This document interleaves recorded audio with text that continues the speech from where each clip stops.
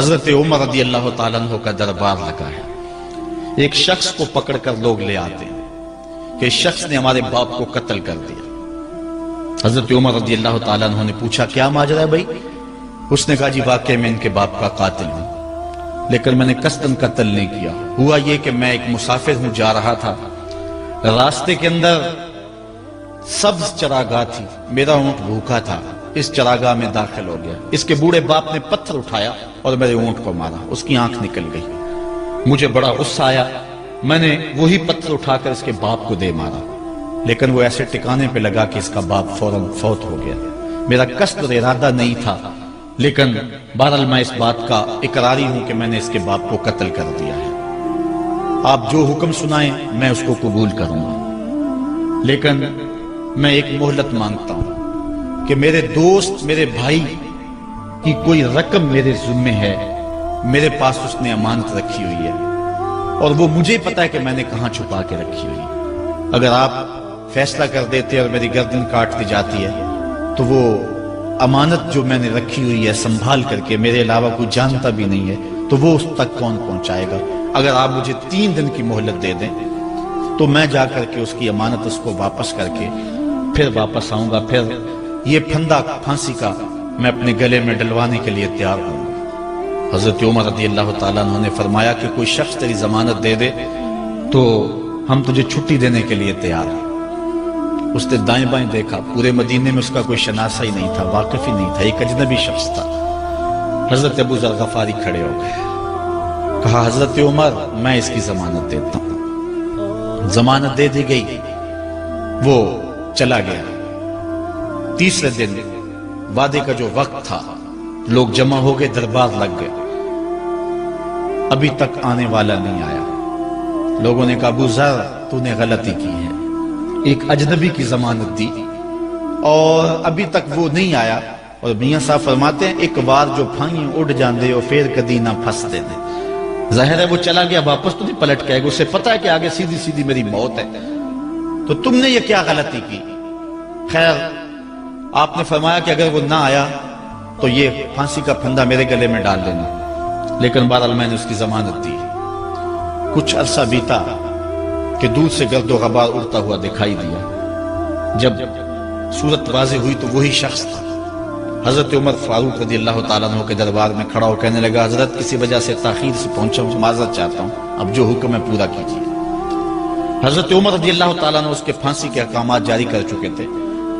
آپ نے فرمایا کہ ابو ذر یہ بتا کہ تو نے اس کی ضمانت کیسے دی جب تو اسے جانتا نہیں تھا؟ تو سن حضرت ابو ذر غفاری نے کیا کہا ایک اجنبی میرے محمد کے مدینے میں پناہ مانگ رہا تھا اور اس نے چاروں سمت دیکھا اور کوئی شخص نہیں تھا جو اس کو امان دیتا اور اس کی ضمانت دیتا، تو میں نے اس لیے ضمانت دے دی کہ نہ بھی آیا تو اپنی جان چلی جائے گی. کل کو یہ تو نہیں کہے گا کہ محمد کے مدینے میں کسی نے ضمانت مانگی تھی، پورے شہر میں کوئی ضمانت دینے والا نہیں تھا. اس کو کہا کہ انہوں نے تو ضمانت دے دی، میاں اب تو بتا کہ تو چلا گیا تھا، تجھے جانتا کوئی نہیں تھا، نہ پلٹ کے آتا تو تجھے کوئی پوچھنے والا نہیں تھا، تو تو نے یہ دوبارہ موت کے منہ میں کیوں اپنا سر رکھا ہے؟ تو اس نے کہا کہ میں نے کہا کہ ایک اجنبی کی ضمانت ایسے شخص نے دی ہے جو مجھے جانتا بھی نہیں ہے، اور اگر میں نہ گیا تو لوگ قیامت تک اجنبیوں پر بھروسہ نہیں کریں گے کہ اجنبی یوں سلوک کیا کرتے ہیں. تو حضرت عمر رضی اللہ تعالیٰ عنہ اس کے پھانسی کے احکام جاری کیے. تو جن کے باپ کو قتل کیا تھا وہ بیٹے کھڑے ہو گئے، کہنے لگے تاریخ کی کالک ہم اپنے منہ پہ ملیں گے، ہم بھی اپنے باپ کے قاتل کو معاف کر دیتے ہیں. یہ ہماری تاریخ ہے، یہ ہماری کہانی ہے، لیکن آج ہم کس جگہ پہ کھڑے ہیں اور کیا ہماری صورتحال ہے؟ نہ ہمارا کردار رہا اور نہ ہمارا کوئی تشخص رہا. آج ہم نے اپنا تشخص بھی مٹا کے رکھ دیا، اپنے طرز زندگی بھی بدل دی. نہ ہماری باطن کی وہ روشنی رہی، نہ ظاہری وہ صورتیں رہی کہ ہم پہچانے جائیں کہ حضور کے غلام ہیں، بلکہ آج بھانت بھانت کی بولیاں بول رہے ہیں. اقبال نے کیا کہا تھا؟ اپنی ملت پر قیاس اقوام مغرب سے نہ کر، خاص ہے ترکیب میں تجھے قوم رسول ہاشمی. حضرت عمر نکلے یروشلم میں ایک اونٹ ہے، ایک غلام ہے، کبھی وہ سوار ہوتا ہے، کبھی آپ باری مقرر کی ہے۔ جب قریب پہنچے یروشلم کے تو عمر کی باری نکیل پکڑنے کی اور غلام کی باری اوپر سوار ہونے کی آ گئی۔ غلام نے کہا آقا میں مرضی سے اپنی باری چھوڑتا ہوں، آپ آ جائیں، دشمنوں کے مفتوحہ علاقے میں آ رہے ہیں، تازہ تازہ علاقہ فتح ہوا ہے، اسلام کی شان و شوکت ظاہر ہو۔ عمر نے کہا اسلام کی شان و شوکت ایسے ظاہر نہیں ہوتی ہے، اپنی باری پہ تم بیٹھو گے، اپنی باری پہ میں بیٹھوں گا۔ لوگ منتظر کھڑے ہیں، دور سے جب دیکھا کہا اس کی ہیبت سے کانپتے تھے ہم، یہ تو کوئی حبشی لگتا ہے، رنگ کالا ہے، ہونٹ موٹے ہیں، اس سے تو زیادہ حسین اس کا غلام ہے جو آگے آگے چل رہا ہے۔ حضرت ابو عبیدہ نے کہا دھوکہ کھا رہے ہو، ہمارا آقا وہ نہیں ہے جو اونٹنی کے اوپر سوار ہے، ہمارا آقا وہ ہے جو لگام تھامے آگے آگے چل رہا ہے۔ حضرت عمر رضی اللہ تعالیٰ عنہ کو آگے بڑھ کے جابیہ کے مقام پہ حضرت ابو عبیدہ بن جراح نے استقبال کیا، تو حضرت عمر آگے بڑھے اور انہوں نے آگے بڑھ کر کے حضرت ابو عبیدہ کے دونوں کندھوں پہ ہاتھ رکھا، اور سنو حضرت عمر نے کیا کہا لا الہ الا اللہ انا کنا اذل قوم فاعزنا اللہ بالاسلام۔ کہا کہ لا الہ الا اللہ، اے ابو عبیدہ بن جراح، ہم ایک ذلیل قوم تھے اور اللہ نے ہمیں اسلام کی وجہ سے عزت عطا کی ہے، اور میں تمہیں ایک تاریخ ساز بات کہنے لگا ہوں، اور وہ یہ ہے کہ جب تک ہم اس عزت والے اسلام کے دامن کو تھامے رہیں گے ہماری عزت قائم رہے گی، اور جب اسلام کے علاوہ کسی اور جگہ سے عزت ڈھونڈیں گے تو رسوا کر کے رکھ دیے جائیں گے۔ یہ ہے وہ خلاصہ جو حضرت عمر نے امتوں کے عروج و زوال کا بیان کیا ہے۔ اس امت کو جو خیرات ملی ہے تخت و تاج کی، وہ پینٹاگون سے نہیں ملی، وہ واشنگٹن سے نہیں ملی، وہ وائٹ ہاؤس سے نہیں ملی، وہ محمد عربی کے جوڑوں کا صدقہ ملی ہے۔ اس لیے جب ہم نے اسلام سے انحراف کیا، پاکستان حاصل کیا گیا تھا، پاکستان کا مطلب کیا؟ لا الہ الا اللہ۔ ہم نے اس نعرے کو چھوڑ دیا ہوا ہے، ہم نے انحراف کر دیا ہے۔ آج ہماری نظریں مغرب کی طرف لگی ہے کہ تخت و تاج اس سے نصیب ہوتے ہیں، اور دنیا کے اوپر ہم رسوا ہو کے رہ گئے۔ ہماری پستی، ہماری زبوحالی، ہماری ذلت کا سبب یہ ہے کہ جس جگہ سے ہمیں عزت ملی تھی ہم نے وہ مرکز ہی چھوڑ دیا ہے۔ اس مرکز حیات کو، اس مرکز زندگی کو، اس مرکز عزت کو ہم نے چھوڑ دیا ہے، اور دنیا کے اوپر ہم رسوا ہو رہے ہیں۔ انہی حضرت عمر کی کہانی ہے۔ وادی تہامہ سے گزر رہے تھے کہ بچوں کی طرح بلک بلک کے رونے لگے۔ کہا عمر جوان آدمی ہو اور بچوں کی طرح بلک کے رو رہے ہو؟ کہا تم نہیں جانتے، مجھے بچپن کی کہانی یاد آ گئی۔ کہا کیا کہانی ہے؟ کہا یہی عرض تہامہ تھی، میرے باپ خطاب نے مجھے 5 اونٹ دیے تھے، کہا انہیں لائن میں کھڑا کرو سیدھا۔ میں آگے والا سیدھا کرتا تھا، پیچھے والا ٹیڑھا ہو جاتا، پیچھے والا سیدھا کرتا، آگے والا ٹیڑھا ہو جاتا۔ میرے باپ خطاب نے مجھے بڑا مارا۔ کہا ایک عرب کے بیٹے ہو کے تم سے 5 اونٹ لائن میں کھڑے نہیں ہوتے؟ کہا ایک زمانہ عمر پہ وہ تھا کہ اس سے 5 اونٹ لائن میں کھڑے نہیں ہوتے تھے، اور آج شرق سے لے کر غرب تک 23 لاکھ مربع میل کی حکمرانی اور انسان بھی لائن میں کھڑے ہیں۔ یہ محمد عربی کے جوڑوں کا صدقہ نہیں ہے تو اور کیا ہے؟ عمر سے تو 5 اونٹ لائن میں کھڑے نہیں ہوتے تھے۔ تو یہ عزتیں، یہ تخت و تاج، یہ حکومتیں ہمیں حضور کی دہلیز سے ملی ہیں۔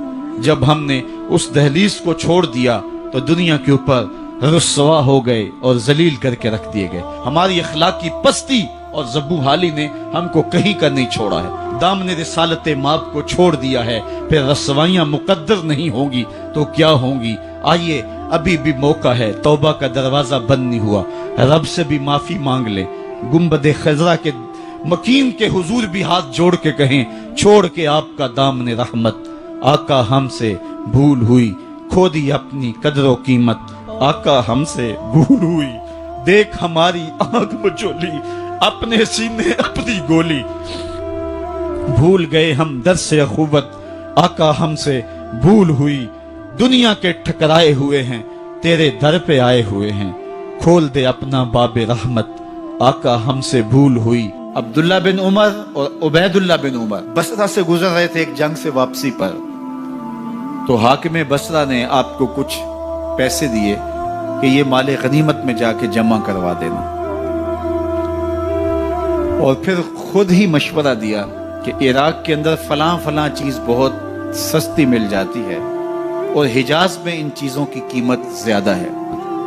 تو اگر آپ ایسا کر لیں کہ یہ ان پیسوں سے خرید لیں اور جا کے مدینہ المنورہ میں فروخت کر دیں تو جو زائد پیسے آپ کمائیں گے وہ آپ کے ہوئے.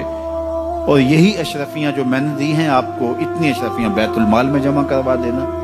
تم نے محنت کی ہوگی، تجارت کی ہوگی، تو جتنے بچیں گے وہ آپ کے ہوں گے. تو انہوں نے کہا بہت اچھا. وہاں سے مال خرید لیا، مدینہ المنورہ میں آ کے بیچ دیا. جتنی اشرفیاں انہوں نے وہاں سے دی تھی بیت المال کے لیے، اتنی بیت المال میں جمع کروا دی. حضرت عمر رضی اللہ تعالیٰ عنہ کو پتہ چلا، بیٹوں کو بلایا، کہا کہ سنا ہے تم نے کوئی کمائی کی ہے؟ کہا جی ہم نے تو تجارت کی اور جو مال لیا تھا اتنا مال بیت المال میں جمع کروایا ہے. کہا تم بیت المال کے پیسوں پر کمائی کی ہے، وہ پیسے بھی تمہیں بیت المال میں جمع کروانے پڑیں گے. یہ عمر ہیں رضی اللہ تعالیٰ عنہ. رومی شہنشاہ کی بیوی سلام بھیجتی ہے حضرت عمر رضی اللہ تعالیٰ عنہ کی اہلیہ کو، تو وہ 1 دینار ادھار لے کر کے اس کا عطر خریدتی ہیں اور شیشیوں میں ڈال کر کے ان کو بھیجتی ہیں کہ چلو ایک رواداری کا اچھا ثبوت فراہم کیا جائے. تو وہ واپسی پر انہی شیشیوں کے اندر قیمتی موتی بھر کے بیچتی ہیں، جواہرات بھر کے بیچتی ہیں. حضرت عمر رضی اللہ تعالیٰ عنہ فرماتے ہیں لاؤ یہ سارے جواہرات، سب کو فروخت کرتے ہیں.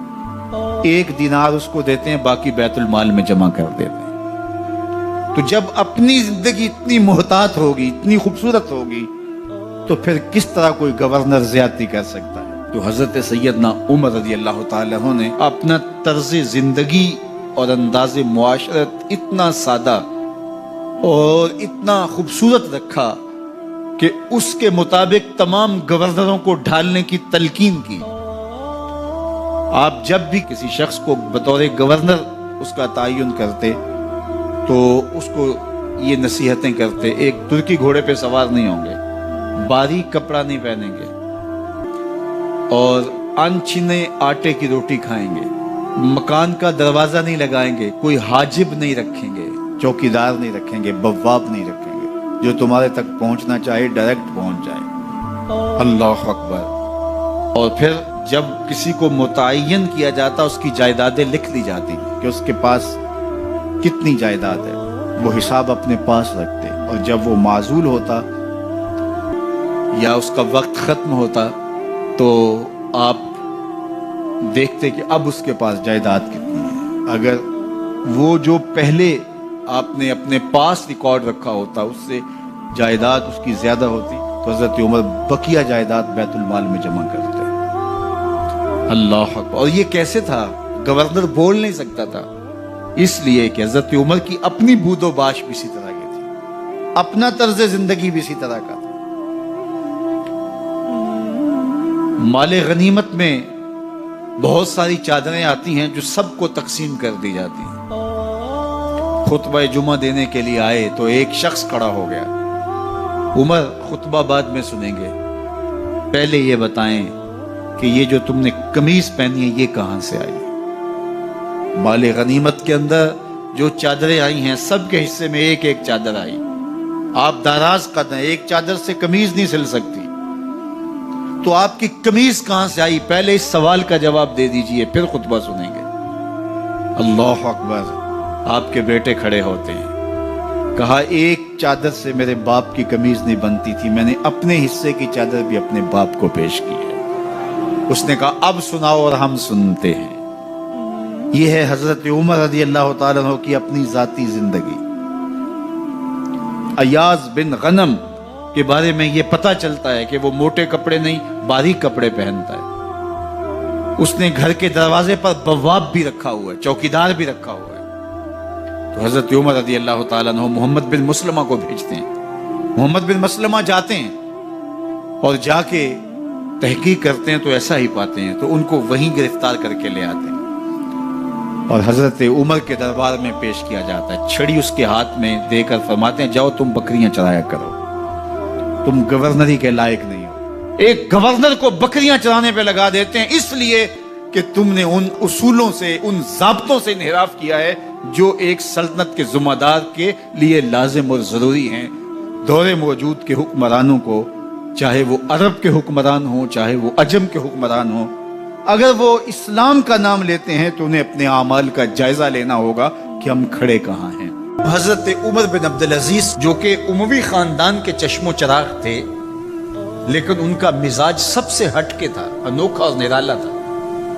سلیمان نے ساری زندگی تخت و تاج کی بسر کرنے کے بعد سوچا کہ میں ان کو اپنا نائب بناؤں۔ تو خیر جب ان کا انتقال ہوا تو لوگ دمشق کی جامع مسجد میں جمع ہوئے اور وصیت نامہ پڑھا گیا۔ تو حضرت عمر بن عبدالعزیز کھڑے ہوئے، فرمایا لوگوں نہ تو میری منشا تھی کہ مجھے خلیفہ بنایا جائے اور نہ مجھے اس بات کا علم تھا، یہ میری منشا اور آپ لوگوں کی مشاورت کے بغیر کیا گیا ہے، میں اس سے دستبردار ہوتا ہوں، آپ جس کو چاہیں اپنا خلیفہ مقرر کر لیں۔ تو لوگوں نے کہا آپ ہی ہمارے امیر ہیں، آپ ہی ہمارے خلیفہ ہیں۔ تو آپ نے فرمایا کہ جب تک اللہ کی اطاعت کرتا رہوں تب تک تمہارا خلیفہ رہوں۔ اور پھر آپ نے حکم نامہ جاری کیا کہ میری جتنی جائیداد ہے ساری بیت المال میں جمع کروائی جائے، اور جتنے بھی اموی شہزادے تھے ان کی جائیدادیں جو لوگوں کے ضبط کی ہوئی تھی سب کو بھاگ سرکار ضبط کرنے کا حکم نامہ جاری کیا۔ مسجد سے باہر نکلے تو آپ کے لیے شاہی سواری لائے گی، فرمایا میرا خچر کافی ہے میرے لیے۔ گھر پہنچے تو اپنی بیوی فاطمہ بنت عبد الملک سے کہا جو بادشاہ کی بیٹی ہے، بادشاہ کی پوتی ہے اور 4 بادشاہوں کی بہن ہے، ناز و نعم میں پلی ہوئی ہے، کہا اگر میرے ساتھ تم رہنا چاہو تو تمہیں اپنے سارے زیورات، زر و جواہر، سارا مال بیت المال میں جمع کروانا ہوگا اور فقیرانہ زندگی بسر کرنا ہوگی۔ اب اس پاک باز خاتون نے کہا کہ میں اس کے لیے تیار ہوں، میں فقیری کی زندگی کو ترجیح دیتی ہوں۔ اب حضرت عمر رضی اللہ تعالیٰ عنہ نے صرف 2 سال 5 ماہ اور کچھ دن حکومت کی اور 3 بر اعظموں پر سلطنت اسلامیہ پھیلی ہوئی تھی، اور آپ روتے تھے کہ ان لوگوں کا حق بھی میرے اوپر بلا مطالبہ ہے جو دنیا کے کسی بھی خطے کے اوپر اس سلطنت کی حدود میں بستے ہیں۔ عید کا موقع آیا، عیدگاہ میں جب لوگ ایک دوسرے کو مل رہے تھے تو امیر المومنین کے بیٹوں کے کپڑے خستہ تھے، پرانے تھے، پیوند لگے ہوئے تھے۔ تو آپ نے اپنے بیٹوں سے کہا کہ تمہیں شرم تو آ رہی ہوگی کہ امیر المومنین کے بیٹے ہو کے تمہیں ڈھنگ کا لباس بھی دستیاب نہیں ہے۔ تو آپ کا ایک بیٹا عبد الملک بن عمر بن عبدالعزیز جو آپ کی زندگی میں انتقال کر گیا تھا، اس نے کہا ہمیں اس بات پہ فخر ہے کہ ہمارے باپ نے خیانت نہیں کی ہے، ہمارا باپ دیانتدار ہے۔ جب گھر آتے ہیں تو آپ کی بیٹیاں آپ کو عید مبارک کہتی ہیں، آپ سے ملتی ہیں، لیکن منہ پہ کپڑا دھرا ہوا ہے۔ تو حضرت عمر رضی اللہ تعالیٰ عنہ عمر بن عبدالعزیز بولتے ہیں کہ بیٹی آپ نے چہرے کے اوپر کپڑا کیوں رکھا ہوا ہے؟ تو وہ کہتی ہیں ہم نے کچے پیاز سے آج کھانا کھایا ہے تو اس لیے ہم نے کپڑا رکھا ہے کہ آپ اس کی سمیل محسوس نہ کریں۔ تو حضرت عمر بن عبدالعزیز رو پڑتے ہیں اور فرماتے ہیں کہ کس باپ کا جی نہیں چاہتا کہ میری اولاد آسودہ ہو، لیکن میں آخرت سے ڈرتا ہوں۔ حضرت عمر بن عبدالعزیز رضی اللہ تعالیٰ عنہ کے 2 سال 5 ماہ اور چند دنوں کے اندر ایسا عدل پھیلتا ہے کہ لوگ کہتے ہیں ہمیں لگتا تھا آسمان اور زمین کے درمیان ترازو گاڑ دیا گیا ہے، ہر شے پوری پوری تولی جا رہی ہے، اور اتنی خوشحالی آتی ہے، اتنی خوشحالی آتی ہے، لوگ زکوٰۃ کے پیسے لے کے نکلتے ہیں، کوئی زکوٰۃ لینے والا نہیں ملتا۔ ایک علاقے کے لوگ حضرت عمر بن عبدالعزیز کو خط لکھتے ہیں کہ حضرت زکوٰۃ کا کیا کریں؟ فرمایا غریبوں کو دے۔ کہا کوئی غریب رہا ہی نہیں۔ تو کہا کہ اچھا آپ اس طرح کریں کہ جن کی شادیاں نہیں ہوئی ان کا مہر ادا کر کے شادیاں کروا دیں۔